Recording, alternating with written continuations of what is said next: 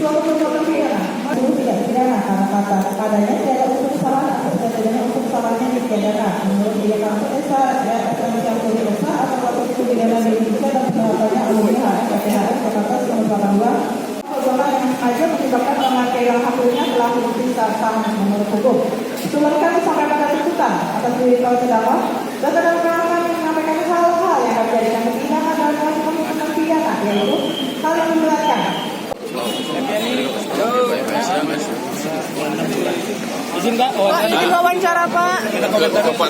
Minta komentar apa? Perasaan Bapak aja Pak dengan tanggapan Pak. Sedikit aja Pak. Tuntutan jaksa Pak. Belum selesai deh, masih baru tuntutan.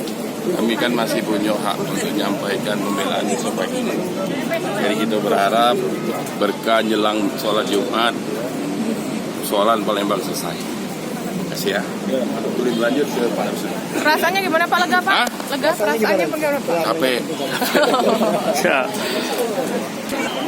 Ya setelah kita lihat pledoi-nya, yang jelas kita tidak sependapat dengan Kenapa Pak? Tidak sependapat? Pasalnya apa? ya otomatis pasalnya tidak sependapat, tidak terbukti kalau kita. Sebenarnya tidak bersalah gitu. Ya, kan. Hah? Tidak ada pidana. Apa? Tidak ada tindak pidana. Ya kalau kita kan ya pengacara kan kesimpulan bahwa nanti kesimpulannya bahwa dia terbukti itu aja nanti ya. Nanti kita akan kemukakan alasan-alasan yuridisnya. Apa ya?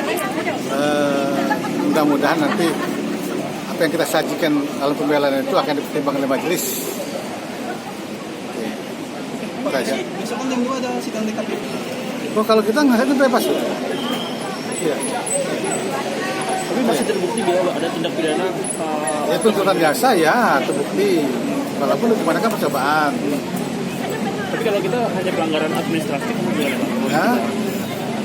Saya belum bisa mengatakan apa administratif atau gimana. Pokoknya saya akan buat pembelaan besok itu bahwa klien saya tidak bersalah. Jadi inginnya bebas gitu. Bebas Ya. dari hukum. Ya.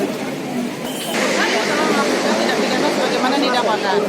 Tapi kita juga ada hal-hal yang meringankan dan hal yang memberatkan. Dari hal yang meringankan ternyata lebih banyak ya. Dan salah satu hal yang meringankan adalah bahwa terdakwa ini juga telah berperan dalam pelaksanaan pemilu 2019 di Kota Palembang.